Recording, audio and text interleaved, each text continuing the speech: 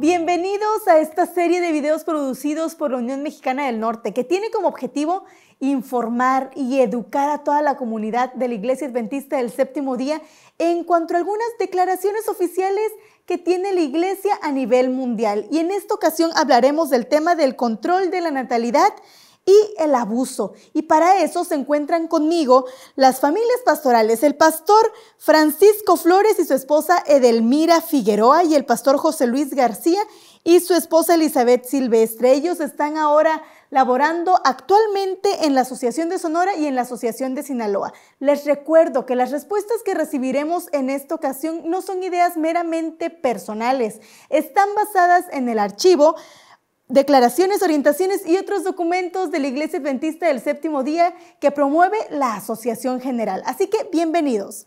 Bienvenidos, qué gusto que me acompañen en esta ocasión a esta serie de preguntas con dudas que muchos adventistas tenemos y que necesitamos conocer cuáles son esas declaraciones oficiales de la Iglesia. Bienvenidos allá en Sinaloa, Sonora, ¿cómo están? ¿Qué tal? Pues estamos muy a gusto y estamos listos para poder participar en este momento con las preguntas. Muy bien, gracias, pastor. Gracias por la invitación. Qué gusto tenerla aquí, hermana, bienvenida. Es un gusto el poder participar en este momento. Su servidor, pastor Francisco Flores, estamos en la Asociación de Sonora desde la capital, Hermosillo, Sonora. Nos da mucho gusto saludarles en esta ocasión y poder contribuir para el crecimiento de nuestras iglesias. Gracias. Bienvenidos, qué gusto. Y bueno, estamos listos. Vamos a empezar con las preguntas en esta ocasión y la primera va para el pastor José Luis. Pastor, ¿cómo debemos ser nosotros mayordomos y responsables de nuestra sexualidad? Gracias. Es una excelente pregunta en este momento. Mire, primeramente tenemos que irnos a ver lo que dice la palabra de Dios. Y ustedes recordarán, en la Biblia habla de que Dios nos creó como seres humanos a su propia imagen. Hombre y mujer, dice la palabra de Dios. Y fuimos creados a su propia imagen con la capacidad de pensar y tomar decisiones. Eso significa que Dios nos otorgó a los seres humanos el dominio sobre la tierra. Ese dominio también requiere la supervisión y el cuidado de la naturaleza. Por eso, ante este concepto, pues la mayordomía cristiana exige a sí mismo, cada uno de nosotros, que asumamos la responsabilidad en la procreación humana. Por eso, la sexualidad, que estamos hablando, si somos mayordomos responsables en la sexualidad es uno de los aspectos de la naturaleza humana sobre el cual cada persona individualmente ejerce mayordomía, por lo que debe ser utilizado en armonía con la voluntad de Dios. O sea, eso significa que aquí hay dos palabras muy importantes: ser responsables y trabajar en armonía con la voluntad de Dios. Cuando eso sucede, entonces nosotros estamos haciendo lo correcto delante de Dios. Muy bien, y hermana Elizabeth, ¿por qué uno de los propósitos para nuestra sexualidad que Dios ha colocado ha sido la procreación? Pues muy bien, es una pregunta muy interesante también. Sabemos que el propósito de la procreación es la perpetuación, ¿verdad?, de la familia humana. Fue el propósito de Dios al crear el matrimonio y las relaciones sexuales. Fue el propósito de Dios que pudiéramos seguir creciendo en familia humana. De manera general, el objetivo del matrimonio, el objetivo de una pareja de novios, al decidir casarse, su mayor sueño, su mayor anhelo y su deseo es tener hijos, ¿verdad? Esa es una de las razones principales de este punto. Sin embargo, dice que Dios no exige a una pareja de matrimonio, no le exige tener hijos. No podemos pensar que una familia o una pareja que no tiene hijos no está agradando a Dios. no es obligatorio, ¿verdad? Pero es uno de los objetivos, el matrimonio y la sexualidad humana. Uno de los objetivos principales es traer hijos, pero no es obligatorio para la pareja. Sin embargo, la revelación divina da un alto valor a los hijos. Según Mateo 19:14, la Biblia podemos leer: dejad a los niños, venid a mí. Eso significa que los hijos tienen un alto valor delante de Dios. Es por eso que el tener hijos a una pareja les da algo muy importante. Y ese punto importante que una pareja adquiere al tener hijos es que le ayuda a entender mejor a Dios. Lo entendemos mejor. ¿Por qué? Porque nosotros hemos también contribuido a, de alguna manera, saber qué se siente tener un hijo. Dios nos ve a nosotros como hijos y nosotros al tener hijos, una pareja al tener hijos, entiende de una mejor manera a Dios. Y una de las cosas más importantes, nos ayuda a cultivar la solidaridad, la afectividad, humildad y abnegación. Esas son las cosas importantes que nos ayudan a tener hijos en una familia. Ese es el objetivo principal, que podamos aprender también a comprender a Dios. Y Pastor Francisco, ¿a qué nos referimos cuando decimos que la sexualidad tiene un propósito unificador en el matrimonio? Gracias por la pregunta y un gusto de alguna manera poder contestar, guiado por la palabra de Dios y también lo que encontramos en lecturas de nuestra iglesia. Quiero recalcar primeramente que es muy diferente, hablando de la sexualidad, no hablamos únicamente del proceso de la procreación. Es decir, la sexualidad, la razón por la cual Dios la dio, no es únicamente el proceso de procreación, no es el único propósito. La sexualidad está ordenada por Dios. El propósito de la sexualidad en el matrimonio incluye gozo, placer y deleite. No podemos nosotros divorciar esto. Por ejemplo, nosotros encontramos aquí en el libro de Eclesiastés, el capítulo 9, el verso 9, por ejemplo, dice Dios así: goza de la vida con la mujer que amas. Y luego en Proverbios, tengo aquí la Biblia, en Proverbios tenemos ahí en el capítulo, en el libro de Proverbios, el capítulo 5, los versos 18 y 19 dice así: sea bendito tu manantial y alégrate con la mujer de tu juventud. Y en la última parte del verso 19 dice: sus caricias te satisfagan en todo tiempo. Gózate con la mujer que amas. Es decir, cuando Dios creó al hombre y a la mujer, y cuando Dios habla a la pareja, al matrimonio, está hablando de la sexualidad, sí, pero también está hablando del gozo, el placer y el deleite que conlleva o que debe de haber en esta relación. El propósito divino, el propósito de Dios, es que las parejas casadas, ¿sí? Que las parejas casadas disfruten de la comunión sexual. Eso es bien importante. No, la relación sexual, la comunicación sexual no es solamente para participar en la procreación, el traer hijos a este mundo, sino sencillamente Dios lo incluyó como una parte de gozo y de placer, de deleite dentro de los lineamientos del matrimonio. Ahora, ¿por qué esto?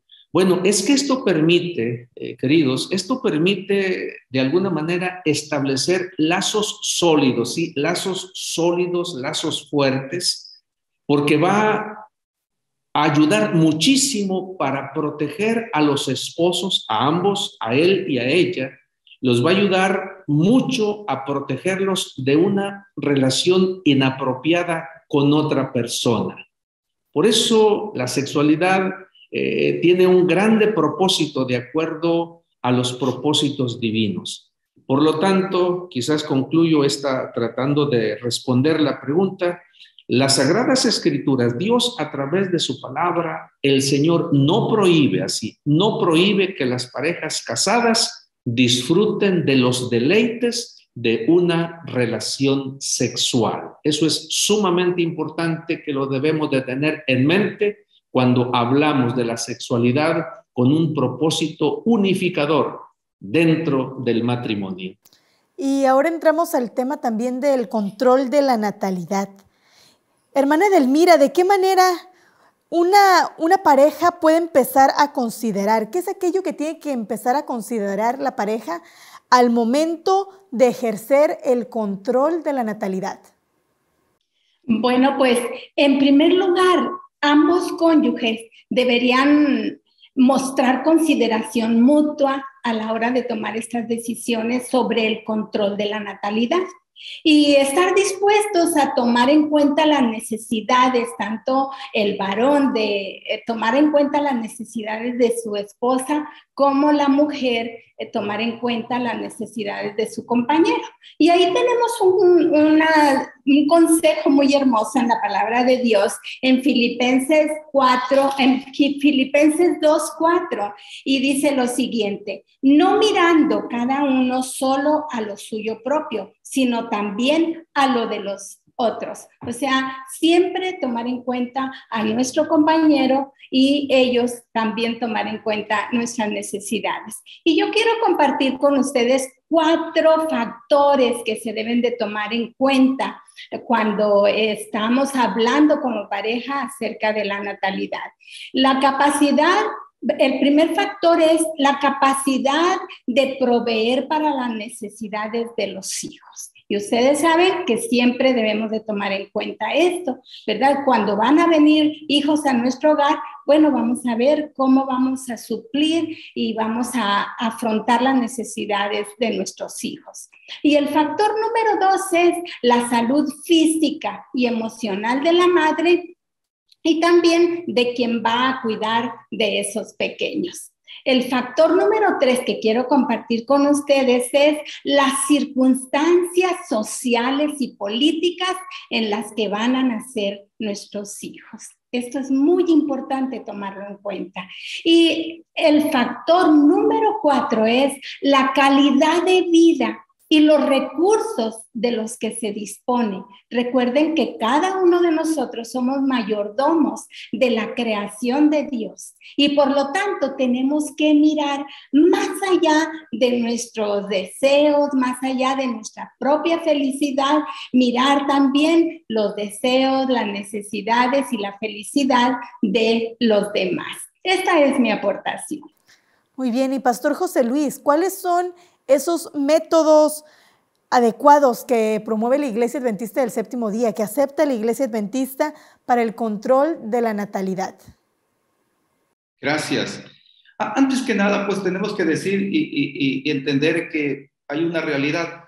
La tecnología, fíjense, ha hecho posible que se reduzca significativamente las posibilidades de embarazo tras el contacto sexual, pero esto ha hecho también que pues aumente la inmoralidad sexual. Entonces, pues tenemos que ver algunas cosas muy importantes que tienen que ver con algunos métodos adecuados. Y bueno, primero, antes que nada, tenemos que ver que tiene que ver con las decisiones morales relacionadas con cada uno de nosotros. Esto nos va a ayudar a enfocar y tomar la mejor elección y utilizar los mejores métodos de control de natalidad, y que tiene que ser el resultado de que yo como persona debo tener una comprensión cabal de los efectos sobre la persona de ese método y sobre todo los costos de alguna otra forma. Bueno, hay varios métodos de control de natalidad. Hay algunas como la que conocemos, la de barrera, que son los espermicidas o esterilización. Estos son los que impiden la concepción y que moralmente es aceptable. Hay otro igual muy conocido, los métodos anticonceptivos. Tiene que ver también muy conocido, que impiden la liberación del óvulo, o como le llamamos la fecundación. No solo eso, bueno, hay uno de ellos muy conocido como el dispositivo intrauterino, el famoso DIU. Hay algunas píldoras anticonceptivas, inyecciones, implantes. Todo esto la persona, pues, desde luego debe consultar primero con un profesional de la medicina, de la salud, antes de ver qué método va a usar. Y también, bueno, hay uno muy conocido que, pues, es moralmente inaceptable, y es la que más hoy en día estamos escuchando en la sociedad, que tiene que ver con la interrupción voluntaria de un embarazo en curso, que tiene que ver con el famoso aborto. Pero bueno, hay diferentes métodos, pero ya hablamos de lo más importante y lo más conocida que deberíamos nosotros tomar, y que son moralmente aceptables. Hermana Elizabeth, ¿de qué manera? Ya el pastor José Luis nos mencionó algunos tipos de métodos, pero ¿de qué manera se podrían utilizar de manera negativa estos métodos? Sí, definitivamente hay varios métodos, perdón, hay varios métodos que ya se han mencionado. Los métodos anticonceptivos, sabemos que el propósito de los métodos anticonceptivos es controlar la natalidad y prevenir enfermedades. Esos son los propósitos principales: prevención de enfermedades y control de natalidad. Sin embargo, vemos que pueden usarse mal estos métodos. Pueden ser usados mal, pero ¿cómo? ¿De qué manera van a ser usados mal estos métodos? Sí, definitivamente que hay personas que como que saben que existen estos métodos y se aprovechan de ellos para portarse mal. Vaya, es la palabra, para tener relaciones sexuales antes del matrimonio o tener relaciones sexuales fuera del matrimonio, aprovechándose precisamente de estos métodos anticonceptivos, de estos métodos que deberían de ser utilizados de una manera sana, ¿verdad? Pero, sin embargo, hay personas que se aprovechan de ellos para utilizarlos mal y tener relaciones fuera del matrimonio y no agradables a Dios, por supuesto. El uso de estos métodos fuera del matrimonio puede reducir las enfermedades, puede prevenir embarazos no deseados fuera del matrimonio, pero sabemos que delante de Dios las relaciones fuera del matrimonio y antes del matrimonio no son agradables a Dios. Así que debemos tener cuidado con el uso incorrecto de los métodos anticonceptivos. Recuerdo algún momento, sí, me acuerdo muy bien en una visita, que tenía estando de pastor de una iglesia. Hablábamos hace rato de la mayordomía responsable y el abuso que se puede tomar con todo esto. Recuerdo muy bien que cuando estaba haciendo una visita, llegué a una casa de una familia cristiana, y al ratito, mientras estaba por empezar a platicar en la visita, que traía en la mente de algunas preguntas que le iba a hacer a esa familia, yo me acuerdo que salió de una recámara una señorita. Me imagino que era la hija de la hermana. Y ya cuando se iba la muchacha, recuerdo bien, era como a las 6:30 de la tarde, antes de irse, la hermana la llamó a la hija, le dio un beso y sacó de su bolsa algo que pareciera que ella notó que yo no vi, pero yo vi que algo le había dado la mano. Le dio un beso, le dio algo en la mano. Entonces, como que la hermana sintió que yo había detectado. Yo me hice como que no vi, pero la hermana al rato de la plática, pues yo creo que en su mente quedó esa inquietud y me dijo: pastor, le voy a explicar lo que vio. Y yo había visto algo que le había dado, nunca me imaginé nada. Me sorprendió lo que me dijo. Me dijo: pastor, mi hija ahorita va a salir con el novio y creo que usted vio lo que yo le di. Y realmente yo no había visto lo que le había dado, había visto que le puso la mano nada más. Me sorprendió lo que me dijo: pastor, yo no quiero que el día de mañana mi hija me salga embarazada, y yo trato dijo así la palabra, ser responsable, y yo a mis hijos cuando salen trato de darle, yo le di, dijo así, un condón para algún problema. Y me sorprendió la respuesta de esta hermana, ¿no? Creyendo que ella era responsable en la educación de sus hijos, de su hija, y ese momento le había entregado antes de irse unos condones a su hija. Bueno, es interesante, ¿no? Uso equivocado. Exactamente. Del método anticonceptivo. Muy bien, y de una vez aprovechando la experiencia del pastor, viene ahí la educación sexual. ¿De qué manera la Iglesia Adventista inculca la educación sexual, Pastor Francisco? ¿Y es tan necesaria e importante ejercerla y conocerla? Es sumamente importante la pregunta y sobre todo el tener cuidado o la cautela de poner en práctica quizás a veces lo que nosotros recomendamos, lo que hemos aprendido, lo que la Iglesia de alguna manera nos ha impregnado de ello. Cuando hablamos de esto, de la educación sexual dentro de la Iglesia, los feligreses de la Iglesia Adventista del Séptimo Día y de qué manera, resulta interesante que la accesibilidad a métodos de control de natalidad ha hecho necesaria e imperativa la necesidad de una educación sexual educada. O sea, una educación sobre sexualidad, la proliferación, la facilidad a través de la cual hoy en día se pueden tener controles de natalidad, pues sencillamente nos impulsa o ha hecho necesario, imperativo, el que tengamos una educación sobre sexualidad. Por lo tanto, creemos que es necesario dedicar menos esfuerzos a condenar y más preocuparnos por educar y brindar un enfoque redentor a los que vienen detrás de nosotros, a nuestros hijos, a aquellos que nos rodean. Sí, tenemos que redoblar esfuerzos para brindarles a ellos la educación adecuada en este aspecto con un enfoque redentor. Ahora, la pregunta también incluye, dice, bueno, ¿qué estamos haciendo? ¿Qué haces como iglesia para atender esto?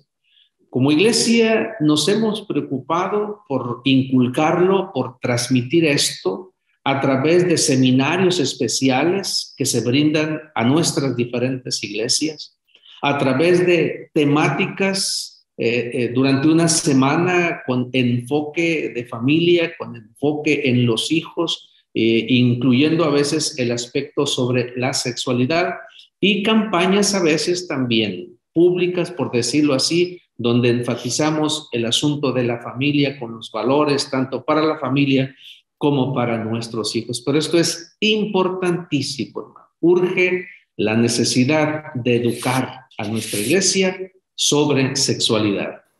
Muy bien, pastor, y con esto cerramos la sección de control de natalidad y pasamos al abuso. Las siguientes preguntas son sobre el tema del abuso.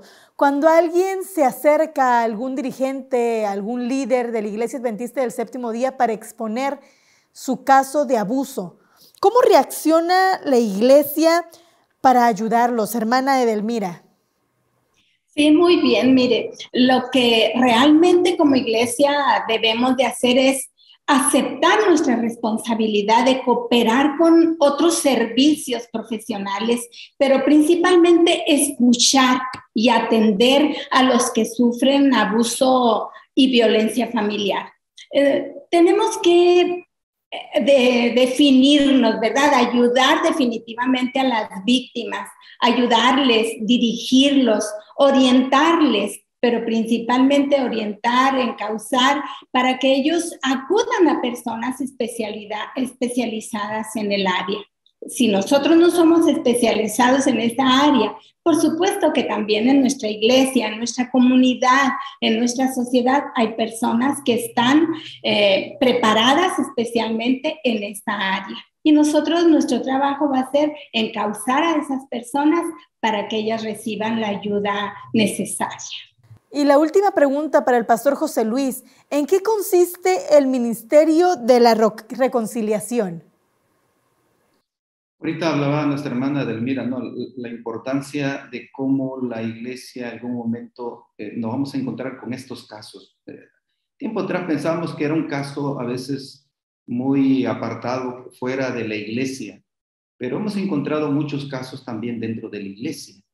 Son casos que a veces se mantienen ahí escondiditos dentro de las iglesias y cuando lo llevamos a encontrar, lo llegamos a saber, pues a veces nos asustamos y como decía en algún momento el pastor de Flores, a veces llegamos a condenar, ¿no? Pero creo que podemos hacer mucho en estos tipos de familias que han sufrido abusos y violencia doméstica. Y creo que más de alguno de nosotros no estamos exentos porque venimos de un hogar disfuncional en algunas veces, venimos de hogares donde nuestros padres, nuestra madre, pues sí, era temerosa de Dios, pero el padre no, en muchos casos. Y entonces sabemos que se vive en un hogar donde hay abuso y violencia doméstica. Pero el ministerio de la reconciliación es la parte fundamental para poder restaurar, ayudar a estas familias. ¿Cuándo sucede esto?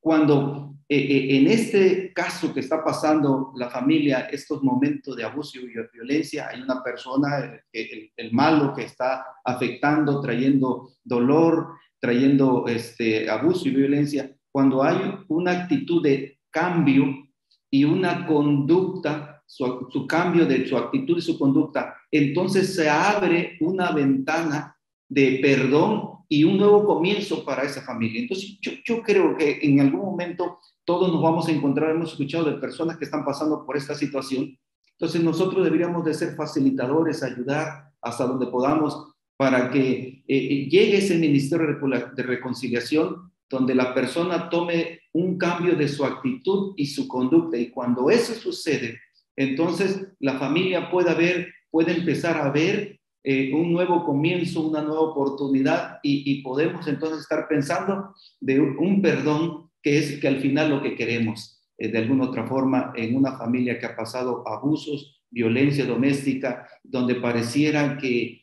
no hay una posibilidad de vivir un hogar feliz y contento. Bueno, en algún momento este ministerio puede traer una bendición para esos hogares que están pasando por situaciones bien complicadas. Muchísimas gracias y muchísimas gracias familias Flores Figueroa y García Silvestre por la oportunidad de compartir conmigo esta información tan valiosa que tenemos en el material de declaraciones, orientaciones y otros documentos. Gracias por acompañarme. Gracias por invitarme. Gracias, muy amable. Gracias por la invitación. Muchas gracias. Bendiciones. Gracias y gracias a ustedes también que nos acompañaron en este video en el que hablamos sobre el control de la natalidad y el abuso. Los invito para que continuemos estudiando los materiales que pone a nuestra disposición la Iglesia Adventista del Séptimo Día y por supuesto también la Biblia para cada día conocer más y aprender más. Hasta pronto.